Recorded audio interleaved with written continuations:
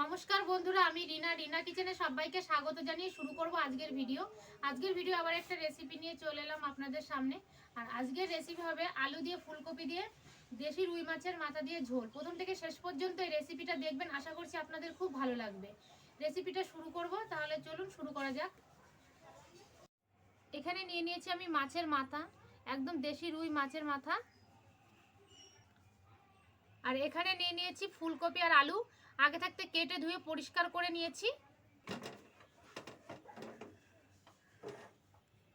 Gas ধরিয়ে কড়াই বসিয়ে দিয়েছি, কড়াইটা খুব ভালো করে গরম করে নেব। কড়াই গরম হতে হতে এদিকে আমি মাছের মাথায় লবণ হলুদ মেখে নেব। দিয়ে দিচ্ছি পরিমাণ মতো হলুদ, পরিমাণ মতো লবণ দিয়ে দিয়েছি। এবার দিয়ে দিচ্ছি পরিমাণ মতো হলুদ, দিয়ে মাছের মাথা খুব ভালো করে মেখে নেব লবণ আর হলুদ। মাছের মাথায় লবণ হলুদ মেখে নিয়েছি। কড়াই গরম হয়ে গেছে, কড়াইয়ে দিয়ে দিচ্ছি মাছ ভাজার জন্য সরষের তেল। এখানে আমি পরিমাণ মতো দিয়ে দিয়েছি সরষের তেল। তেলটা গরম করে নেব। তেল গরম হয়ে গেছে, এবার মাছের মাথাগুলো আমি তেলের মধ্যে দিয়ে দিচ্ছি।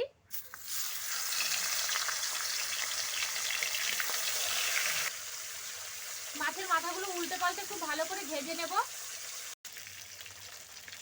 মাছের মাথার দুই পাশে কিন্তু আমি একদম কড়া করে ভেজে নিয়েছি।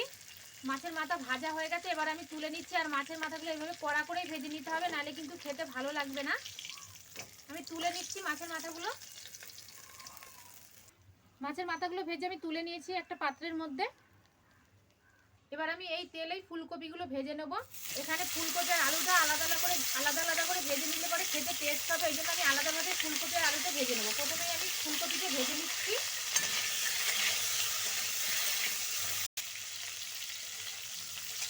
ফুলকপিগুলো আমি লালচে করে ভেজে নিয়েছি। এবার আমি ফুলকপিগুলো তুলে নিচ্ছি।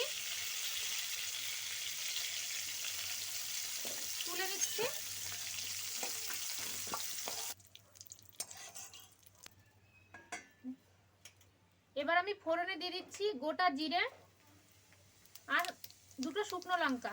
ফোড়নটা একটু ভেজে নেব। ফোড়নটা ভাজা ভাজা হয়ে গেছে, এবার আমি ফোড়নের মধ্যে দিয়ে দিচ্ছি আলু। আলুগুলো দিয়ে একটু লালচে করে ভেজে নেব।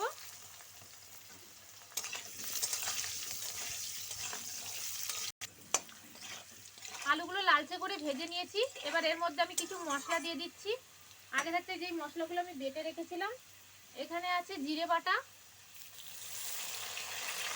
আদা বাটা, আর দিয়ে দিচ্ছি শুকনো লঙ্কা বাটা।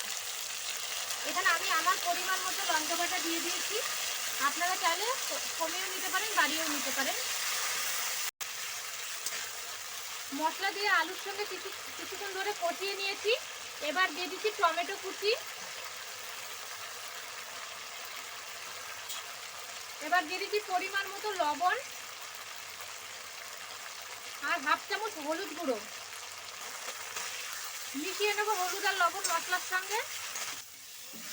আলুর সঙ্গে মশলা আমি 2 মিনিট মতো কষিয়ে নিয়েছি। এবার দিয়ে দিচ্ছি ভেজে রাখা ফুলকপি। ফুলকপি দিয়ে আমি আরো 2 থেকে 1 মিনিট কষিয়ে নেব ভালো করে।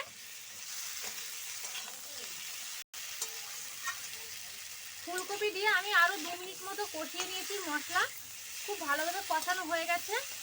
এবার ফুলকপি আর আলু থেকে কিন্তু তেল ছাড়তে শুরু করেছে, এটাই বোঝা যাবে যে মশলা খুব ভালো করে কষানো হয়ে গেছে। এবার আমি দিয়ে দিচ্ছি পরিমাণ মতো জল।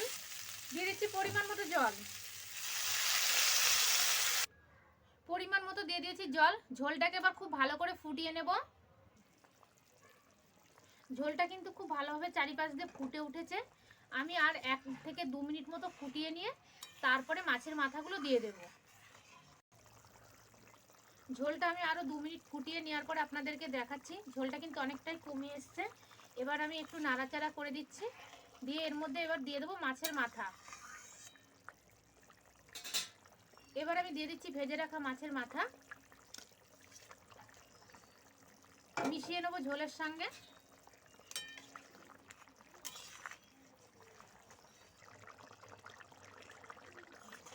দেশি রুই মাছের মাথা দিয়ে ফুলকপি দিয়ে আলু দিয়ে ঝোল আমার হয়ে গেছে বন্ধুরা। এবার আমি নামিয়ে নেব। আর ফুলকপিটাও খুব ভালোভাবে কিন্তু সিদ্ধ হয়ে গেছে, আলুটাও সিদ্ধ হয়ে গেছে। কেটে একটা দেখিয়ে দিচ্ছি, দেখছেন হয়ে গেছে। এবার আমি উপর থেকে ধনেপাতা ছড়িয়ে নামিয়ে নেব।